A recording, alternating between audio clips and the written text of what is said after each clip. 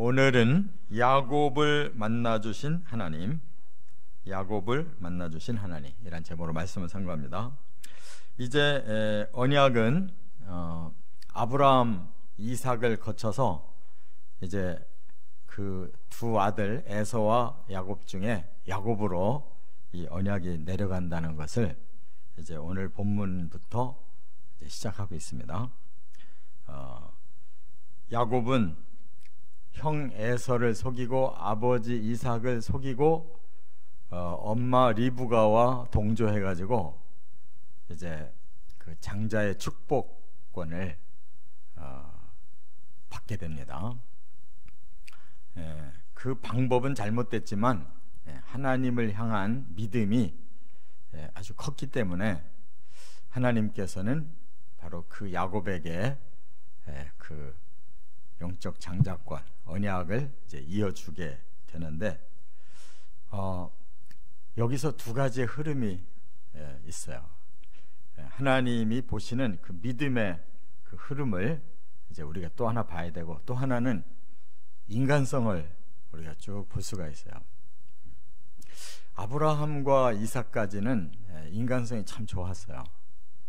근데 이 야곱은 인간성이 별로 좋지 않아요. 믿음은 좋은데 인격과 또 생각하는 그 지혜가 별로 선하지 않아요. 그래서 그 흐름이 어떻게 결과가 나타나냐면 계속 문제가 일어나요, 야곱한테는. 그렇기 때문에 우리가 여기서 교훈을 받아야 되는데, 우리가 하나님을 향한 믿음은 야곱을 배워야 돼요. 아주 하나님을 뜨겁게 믿는 사람이에요. 그래서 하나님이 뭐 당연하게 에서를 제쳐버리고 야곱을 믿음의 그 언약을 이어가도록 해 주시는데, 그거는 큰 문제가 없었는데 야곱의 인격에 문제가 있기 때문에 그가 자꾸 문제를 일으키거든요. 그래서 그거를 계속 막아주시면서 언약의 아들로 끌고 가시려고 하나님이 만나주시는 일이 극적이에요. 야곱이 해결할 수 없는 상황이 되면은 하나님이 나타나셔서 해결하시는 거예요. 그만큼 야곱에게 고난이 많이 온 겁니다. 그래서 우리가 이 두 가지가 다 좋아야 돼요. 인간성 나쁘면 방향을 자꾸 스스로 틀어요. 너무 욕심부리고. 그러면 인생이 편하질 않아. 자꾸 문제가 생기는 거예요. 그 믿음 때문에 하나님 앞에 쓰임을 받아가는 거지, 그 자신의 인격은 자꾸 이 땅에서 문제를 일으키고 있다는 거예요, 스스로. 그래서 우리는 신약 성경에서 두 가지를 다 가르쳐 주는 걸 깨달아야 돼요. 믿음으로 천국을 향해 가되 이 땅에서도 선한 영향력을 끼치며 가라는 것을 예수님이 말씀하고 있잖아요. 그리고 사도들의 그 서신을 보면 전부 두 가지를 병행해서 말씀하고 있잖아요. 그러니까 변화가 와야 되는 거예요. 이 땅에서 성숙해져야지, 그렇지 않으면 안 된단 말이에요. 자, 그래서 두 가지의 그 흐름을 오늘 보여주면서 결국 하나님은 그 결정적인 상황에서 돕기 위해서 나타나고 계시다, 그 말이에요. 그래서 오늘 세 가지로 이제 야곱의 그 쓰임 받는 그 경로를 살펴봅니다. 첫째, 10절부터 12절에 보면 하나님은 곤고한 야곱을 만나주셨다 하는 거예요. 오늘 읽은 이 본문에서 야곱은 결국 고향을 떠날 수밖에 없어요. 아버지 어머니를 떠날 수밖에 없어요. 왜? 형 에서에게 너무 잘못한 거예요. 그 영적 장자권을 얻고 싶고, 하나님이 할아버지 아브라함한테 주시고 아버지에게 주신 그 이삭의 언약권을 받고 싶은 거는 그는 좋은데 때를 기다리질 않는 거예요. 자꾸 트릭을 먼저 쓴다고요. 팥죽 가지고 받고 사고, 또 엄마가 그렇게 종용한다고 해서 그냥 같이 동조해가지고 위장해가지고 눈이 안 보이는 아버지 앞에 축복 기도를 받는데, 하나님은 그것을 이렇게 다 받아들이기는 하지만은 그가 스스로 이런 문제를 일으키니까 정말 그는 이제 형한테 죽을 것 같이 된 거예요. 얼마나 미워요. 에서가 비록 믿음은 별로 없지만 그래도 그 같은 그 피를 타고 난 데다가 또 형인데다가 아버지 사랑을 받고 있으니까 그도 세상적으로 살기는 했어도 믿음이 아주 없는 건 아니잖아요. 그러다 보니까 이제는 깨닫고 막 잘하려고 하는데 이 동생 때문에 완전히 어그러진 거예요. 그래가지고 동생을 죽이겠다고 마음을 먹어요. 그걸 알고 리브가는 이걸 어떻게 해야 되냐, 둘 다 죽이게 생겼다. 왜냐하면 동생을 죽이면 보복법이라는 게 있어요. 눈은 눈으로, 자기도 당하는 거란 말이에요. 에서도. 그래서 이제 두 아들 다 살리려면 떨어뜨려야 되는데 명분이 있어야 되잖아요. 그러니까 이 에서는 이미 이 가나안 땅 여자를 얻었어요. 햇 여자를 얻었다고요. 그런 게 마음에 안 드는 거예요. 그러니까 또 에서는 그걸 알고 다시 또 재장가를 또 가요. 이슬람 자손을 또 얻어요. 그것도 육적이잖아요. 저주받을 집안은 아니지만. 그런데 이제 리브가의 지혜가 그렇기 때문에 야곱만큼은 정통으로 결혼시켜야 된다. 이삭과 리브가가 정통한 집안으로 만난 것처럼 우리 아들, 우리 친정집을 보내자. 이렇게 명분 삼아서 보낸 거예요. 그래서 야곱이 이제 그 780km나 되는 부엘세바에서 살다가 하란을 가려면 여기 부산도 400km가 넘잖아요. 그 2배가 되는 거리를 걸어서 가는 거라고, 북쪽으로. 근데 가나안 땅에 이제 그 중간 지역 되는 이 베델, 그 당시에 루스라고 하는 곳에 이제 밤이 되니까 잠을 청했어요. 돌 하나 주워가지고 베개 삼고 하늘을 이불 삼아서 잠을 자게 됐다고. 바로 그때 이제 하나님을 만나게 된 것입니다. 얼마나 마음이 공고했겠어요. 지가 잘못해가지고 너무 빨리 욕심부리는 바람에 이렇게 목숨 구하려고 도망가는 신세고, 그 외갓집이 멀고 먼 곳인데 거기를 호롤단신 처음으로 여행을 떠난 건데 얼마나 마음이 공고했겠냐고요. 그때 하나님이 나타나셨다, 그 말입니다. 그러니까 그날의 그 체험이 야곱에게는 일생의 그런 하나님 체험이 된 거예요. 그래서 이름을 바꿔요. 야곱이 그곳을 이름을 베델이라고. 벳엘이라는 말은 벳은 집이란 뜻이에요. 엘은 하나님, 하나님 집이다. 여기가 바로 하나님 계시는 곳이구나, 하나님 집이다, 이렇게 그가 이름을 개명해요. 그만큼 그에게는 큰 아주 체험을 했다, 그 말이에요. 그런데 야곱은 그것만으로 끝나질 않고 하나님이 극적으로 계속 만나 주셔야만 할 상황이 와요. 그래서 또 이제 그가 31장에 보면 그 외갓집에 가서 20년을 사는데 외삼촌한테 실컷 속아요.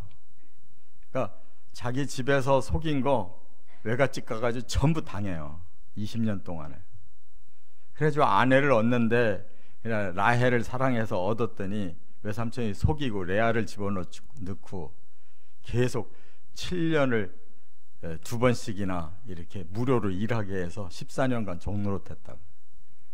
그 다음에 겨우 6년 계약 맺고 돈 벌게 해줬는데 20년 하고 나니까 그냥 그 라반과 그 친족들이 이 야곱을 그냥 가만 안 놔두려고 하는 거예요. 야곱에게 재산이 자꾸 늘어나니까. 이렇게 위기의 상황에서 하나님 나타나는 거예요. 너 이제 너의 고향으로 내려가라. 그래서 그 힘을 얻어가지고 그가 또 그 하란을 떠나게 됩니다. 그 다음에 32장으로 넘어가 보니까 이제 집으로 돌아오는 기쁨을 가지고 오고 있는데 소식이 들린 거예요. 형 에서가 이 사실을 알고 400명 군대를 동원해서 오고 있다는 거예요. 죽이려고. 그러면 어떻게 내려오냐고. 그래가지고 약복강을 이제 건너면은 이제 가나안 땅인데 그거 못 건너요.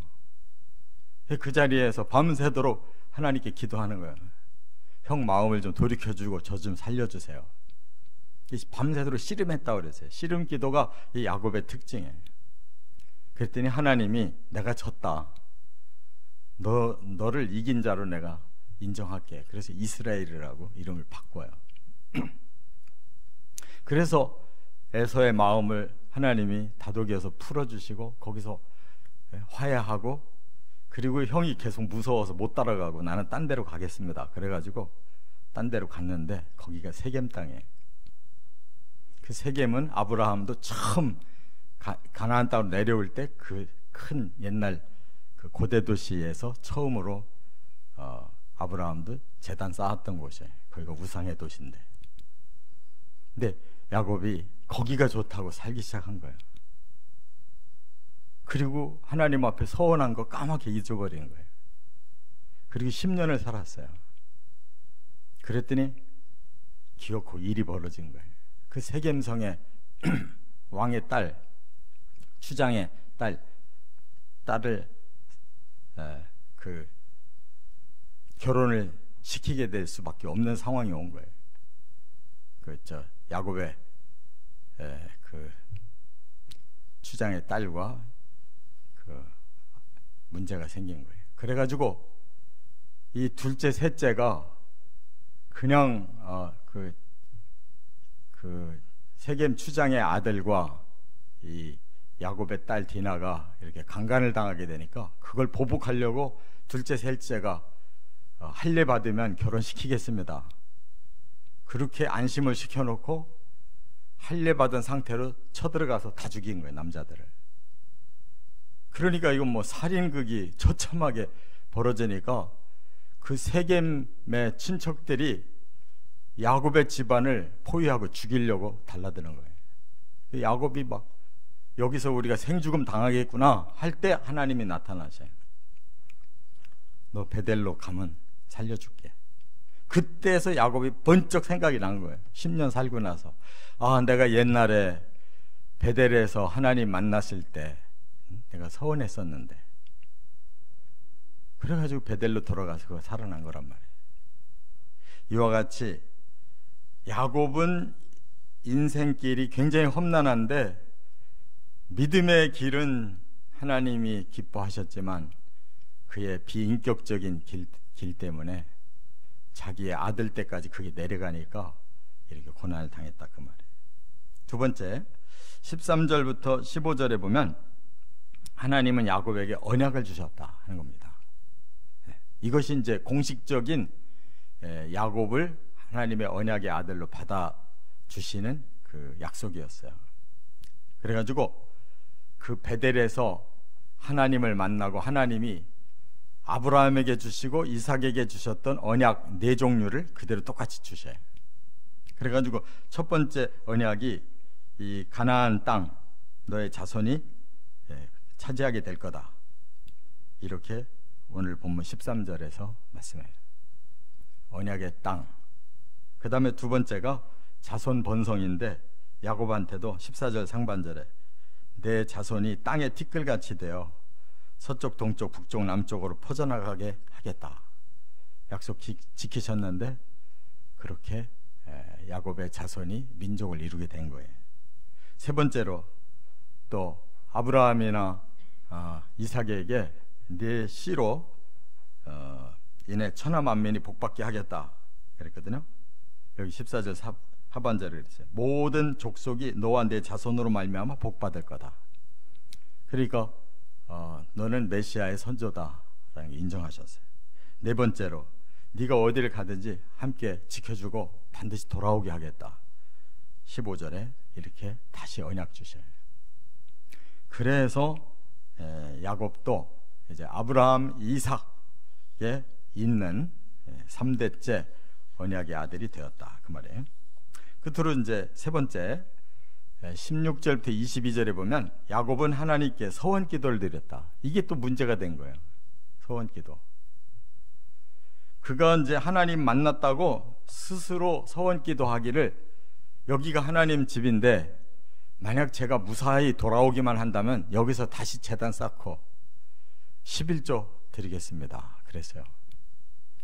그래놓고 20년 거기 가서 살면서 많이 속기도 하고 재물도 많이 얻어서 또 아내 둘에다가 또 종들 둘 해서 4명의 여자에게 12명의 아들을 얻어요. 이게 또 바람 잘 날이 없어요. 12명 아들 생기는 바람에 그 딸이 그렇게 강간도 당하고 세겜에서. 그래 가지고 결국 서원을 못 지키고 세겜이 또 세속적인 도시이기 때문에 거기 오더니 또 거기서 10년을 머물렀잖아요. 결국은 그 추장의 아들이 이 딸 디나를 강간하는 바람에 죽게 생겼어요. 그래서 하나님이 서원을 기억하게 하시려고 베델로 올라가라 명령하시니까 그때서 깨닫고 거룩하게 하고 모든 우상 다 버리고 그리고 죽기 살기로 베델로 올라가는 바람에 다시 시작된 거예요. 그래서 그 모든 그 문제를 하나님이 풀어주시고 이제 다시 평온을 되찾게 됐는데, 이 서원이라는 것은 안 해도 되는 거예요. 근데 지 입으로 지가 한 거라고. 근데 사람 간의 약속도 중요한데 하나님과 약속을 해버렸으니 어떡하냐고. 이거 100% 지켜야 되는 거예요. 그래서 전도서 5장 4절에 이렇게 말씀했어요. 네가 하나님께 서원하였거든 갚기를 더디게 하지 말라. 하나님은 우매한 자들을 기뻐하지 아니하시나니 서원한 것을 갚으라. 서원하지 아니하는 것이 더 나으니 내 입으로 내 육체가 범죄하게 하지 말라. 사자 앞에서 서원한 것이 실수라고 말하지 말라. 진노와 멸하심을 받으리라. 꿈이 많으면 헛된 일이 많아지고 말이 많아도 그러하니 오직 너는 하나님을 경외만 해라.